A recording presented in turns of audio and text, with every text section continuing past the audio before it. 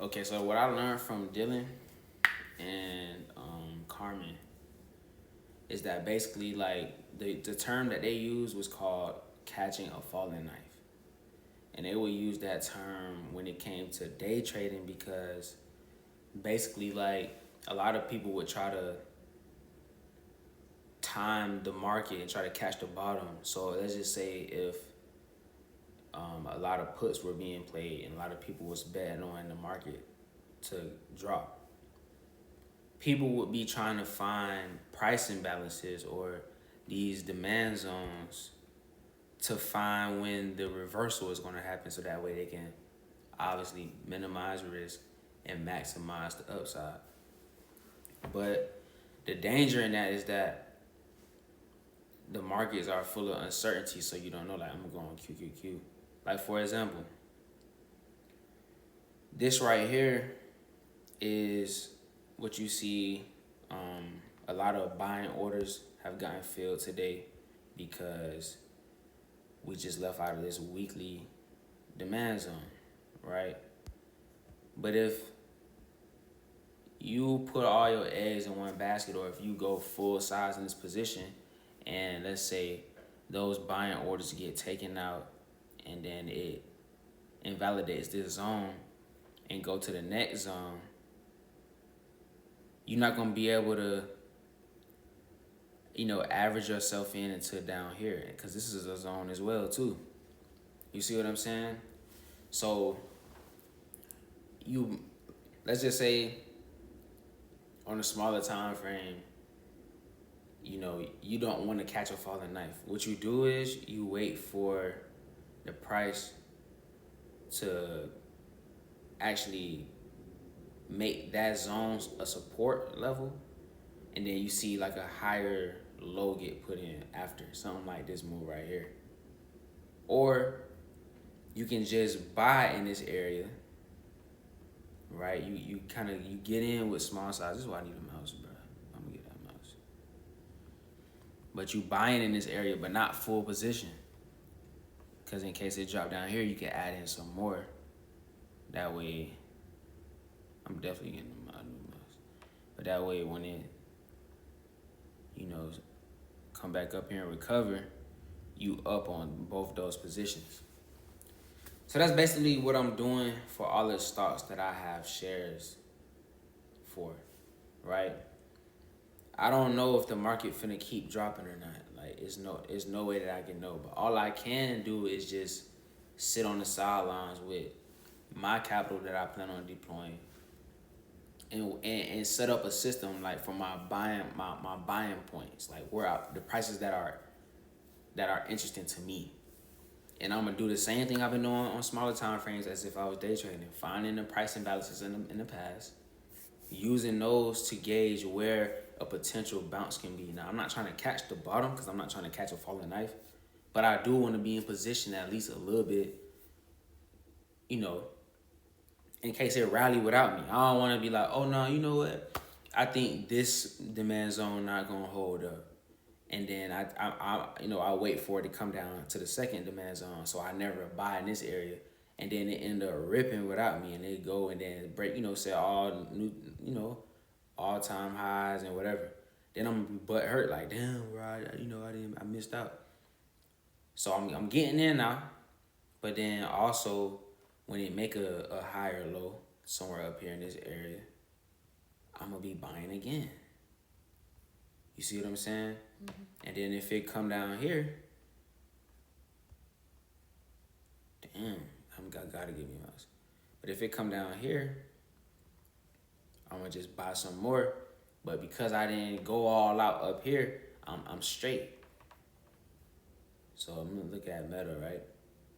And so my criteria is to buy in a daily, weekly, or monthly times demand zone as far as adding shares. Now, when it comes to like, trading options and buying puts and stuff, it'll be like daily because I don't want to be in those positions for too long. But I'm talking about for like the 5, 10, 20-year shares like type of plan. Like these plans, I'm looking at weekly time frames. So that's a weekly zone. So I would like Meta. Well, right now, currently Meta is it's following the market.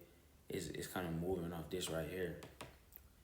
But we can look at Apple. See, I want Apple down at 171 because it's a monthly demand zone down there. See what I'm saying? That's the price that I don't care. Like if it bounce or whatever, right here, maybe I'll have to just catch the higher low. But up until then, I'm waiting for 171, 165. That's how I stick to my plan and follow my rule. Somebody else might be like, oh yeah, today the perfect day to buy or whatever. But that's on them. For hood, you see I waited up until it got to this weekly zone, a daily time frame now. Granted, we just invalidated it, but it's reversing now. And I'm gonna add on same thing when it make this higher low. I'm gonna be buying again, adding more shares in this area, right, to increase my overall position. Walmart. This was a nice clean bounce off of the weekly zone. So if I go here, we got a weekly zone, and this was a great time to add more shares. If it go lower, meaning like if it invalidates this zone and comes down here and it becomes resistance, so we'll be waiting on the next zone. It's all right. We wait, and as long as we got our buying points, you see what I'm saying? So if I go to Nvidia, same thing. This is an even bigger time frame. So you see it, even though it's Monday, this weekly candlestick ain't finished printing yet. If it could finish like this, that'd be a real good sign long term for Nvidia. Weekly time frame, right? If the next couple of days we can get engulfing candles, that's good. I damn near bought the bottom. So I added another share in this at 91 or 90, like earlier this morning. Like literally down here.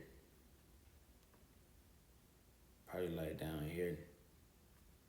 And I'm up on that specific position now. But it obviously averaged in because I'm also into the stock around like here. See what I'm saying? So I'm glad I didn't buy up here. Cause that's a mistake. And then with Google, I like Google down here at 135. Damn, I wonder why there's no price level right there. Yeah, 135. And this shit gonna be smooth. I don't know if it's gonna bounce off there and that be the bottom, but if it is, I caught it. Yeah, I'm not tripping. But I'm gonna add into this video the video of Dylan explaining how it can hurt you trying to catch the bottom.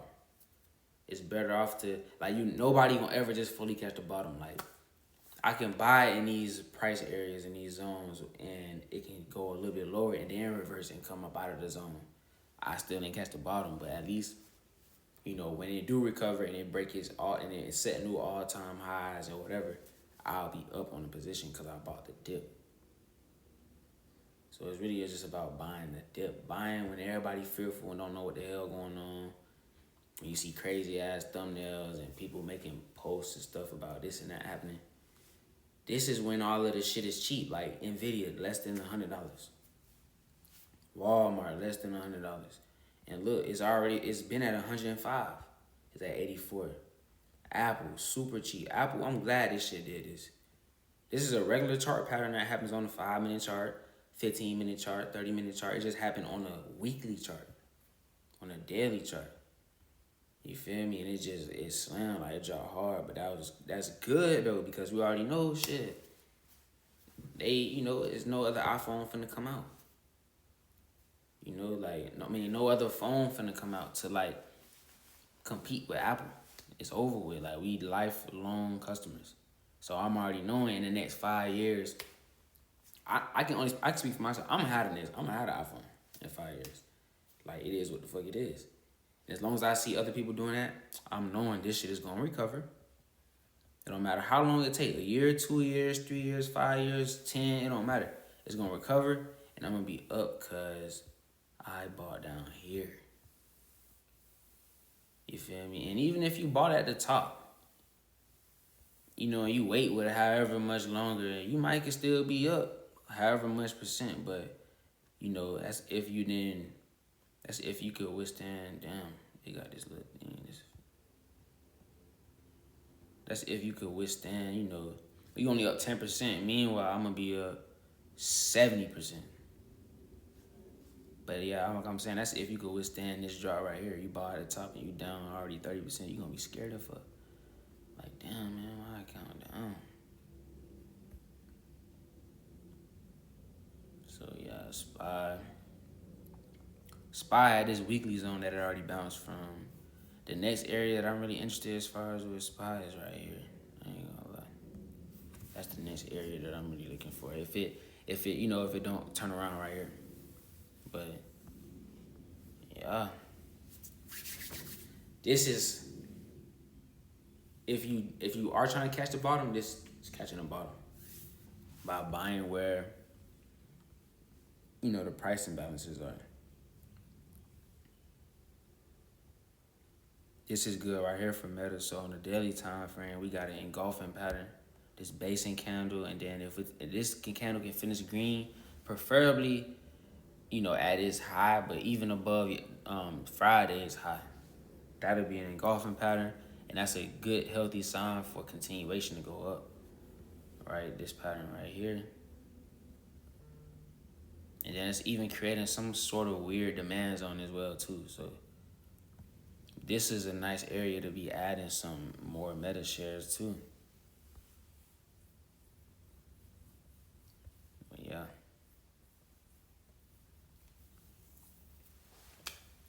So yeah, I'm gonna add the video with Dylan in there. Have Dylan explain. And bro, I'm glad I paid Dylan and Carmen because like paying them was the best thing I ever did for this shit, bro. Cause they gave me like a real true understanding of how like markets, like the facilitation of markets versus like trying to reel me in with their lifestyle and stuff like that. You feel me?